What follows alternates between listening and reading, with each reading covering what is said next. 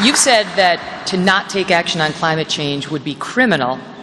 Is that your message for President Trump?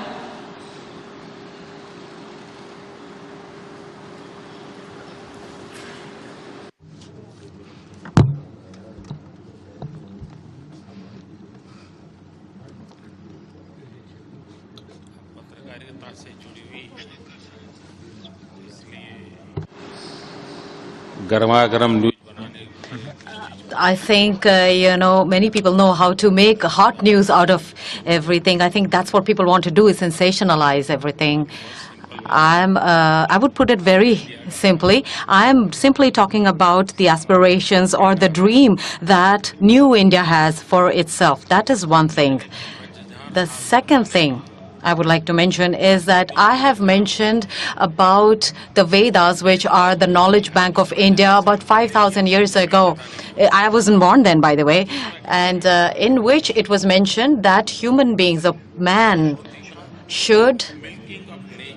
it's okay to milk nature. We have the right to milk nature. However, we do not have the right to exploit nature. This is what our Vedas say 5,000 years ago. I have only mentioned what has been mentioned 5,000 years ago. Number two, just 3 years ago in Germany, somebody asked me the same question.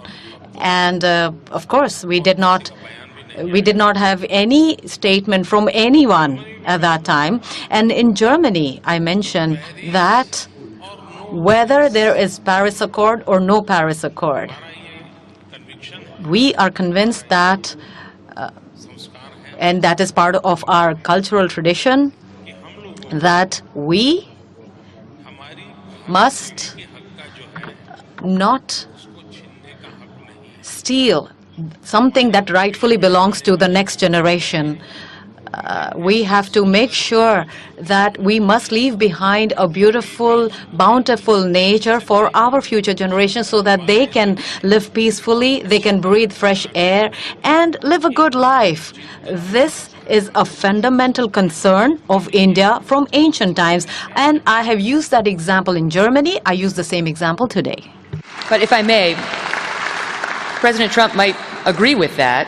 But the question is whether it's going to cost so many jobs and hurt America so much economically that right now it's not the best move for us. That's his position. It's caused outrage by other leaders.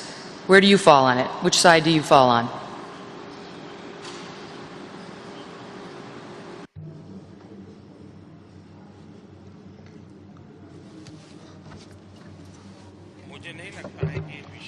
I do not think that this subject, in fact, it's not a question of taking sides. This is not the subject. What I'm talking about is thinking for the future generation, the generation that's not even born today, that the generation or the people who are to be born in the next years, that's the side I'm on. Modi, if you'd like to weigh in on China and your relationship with Russia, and I'd also just like to ask you, as you have this close relationship with President Putin and with Russia, is that a help or a hindrance to your relationship with the United States? And is it an either-or situation?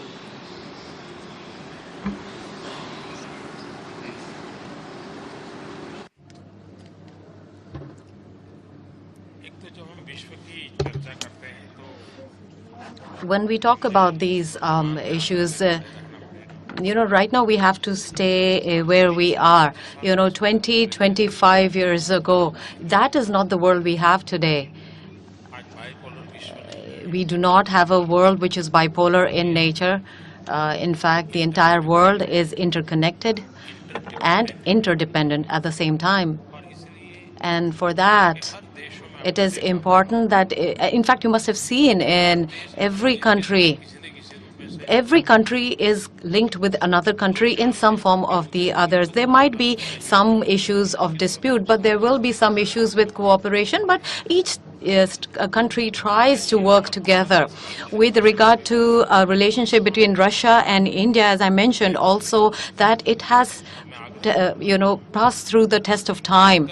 and it is based on trust.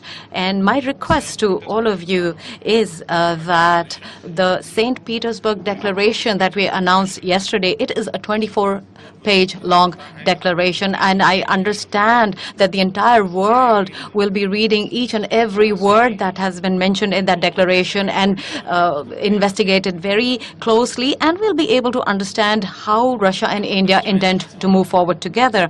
Now, with regard to China, it is correct that like Russia has certain border disputes with China. Similarly, India also has certain border disputes with China. However, in the last 40 years, there has been not even one bullet has been fired with regard to border dispute between India and China. In fact, India and China are linking together economically. They are having more relations with us and vice versa. In fact, we have investment out of both countries into each other's countries. Even the state level, the political relationship and the interaction that we have is at the topmost level with very high frequency. In that sense also, I think it is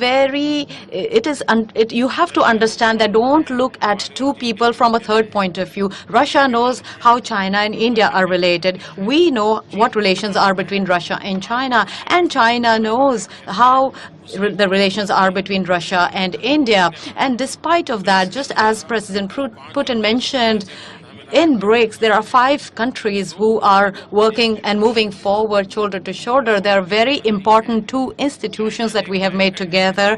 China has taken a bank initiative in which promotion India also is taking part. BRICS has also initiated a bank in which we know that we've all in unison agreed for leadership of China, and all the BRICS countries are together. In that sense, you know, the entire world is interconnected and interdependent, and India believes in to go together and to grow together. So this is not something which is related with just the people of India. I think India wants to move ahead with everybody and move forward towards our growth and development. That is our sole objective. Prime Minister Modi, President Putin said the other day that Russia does not engage in state-sponsored interference with other countries' elections. Do you believe that?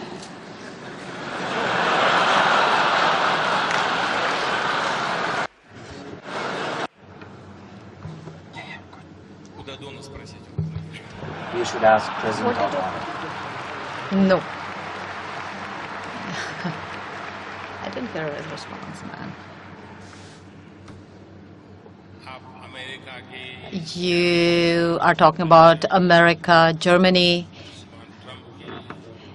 and Russia. You talked about President Trump, about Mrs. Hillary Clinton, about Chancellor Merkel, and about President Putin. You've been talking of such big people today. I don't think that you don't need a lawyer like me in between all of you.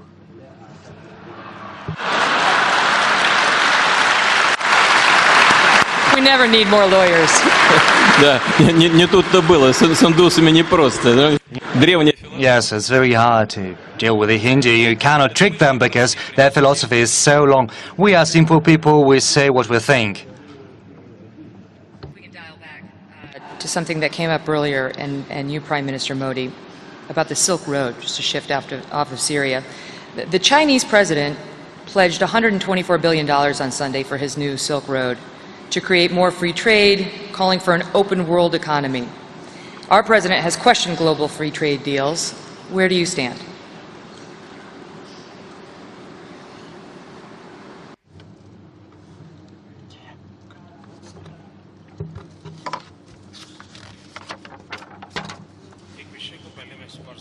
There's one thing that I would like to clarify first, which is with regard to terrorism that was just being talked about a while ago. I think we should understand and accept, firstly, that I'm talking about the 80s and the 90s. Whenever there was talk of terrorism, most of the people understood and accepted that wherever the incident has occurred that there is a problem in the local law and order. most of the people did not understand that what exactly is terrorism and what are the fearsome outcomes of terrorism. India, for the last 40 years, has continuously been a victim of cross-border terrorism. Thousands of people, innocent people, have been killed and have been victims of this. Later on, there came a time where a lot of the other countries started to understand that this is a local problem of a certain country, that it is not really just a little bit more than law and order problems, and like terrorism. Then some more time passed and they understood that there were many countries who were under the threat of terrorism, but they never felt threatened by it themselves. They thought it would never come. However, after 9/11, I think the world understood what exactly and what terrorism is, that there is absolutely no border limitation to terrorism. It does not belong to a single country. Wherever there is humanity, terrorism goes and tries to finish humanity. This is their objective.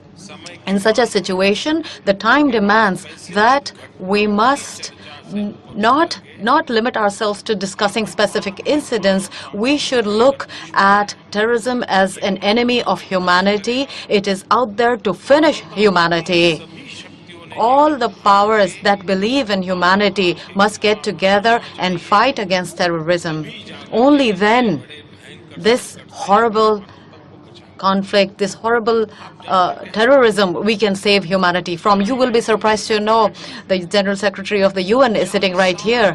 It has been 40 years in the UN. There is a resolution which is still pending about the definition of terrorism. What is a terrorist? Who are the people who shall be deemed to be helping terrorists? What the world should be viewing it at. It has been 40 years.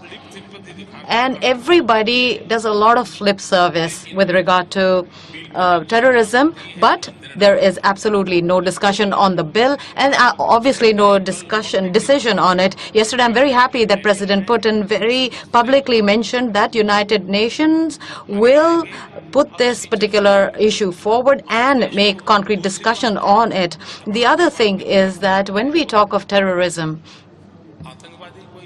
a terrorist is not a person who manufactures any weapon. Obviously, there is a country that is supplying them the weapons. Now, the terrorists themselves do not make money. They do not manufacture currencies. Obviously, there are countries which are providing them with the funds through money laundering. The terrorism don't have their own social media or telecommunications, but there is some kind of arrangement or some organization which is helping them and assisting them in all of this. My terrorism, your terrorism, good terrorism, bad terrorism. I think every country needs to come out of this particular concept. I think this is an issue of humanity. It is an issue of security of humanity. If we go forward fighting terrorism from that point of view, that is the first time we will be able to actually wage a war against terrorism. Russia and India has always been discussing this topic in detail. The other thing that you mentioned was about the free trade agreement. India is a country that believes in an open economy. All of the decisions that have been taken by India are in that direction. I think everybody is worried about their own, the interests of their own country, and so do we. But when it comes to bring about some fairness or some balance with regard to world trade, we take 2 steps, somebody else will take 2 steps. However, the global economic environment and the global economic era in which we live, I think it is very important that we help each other out and we assist each other for the benefit of all.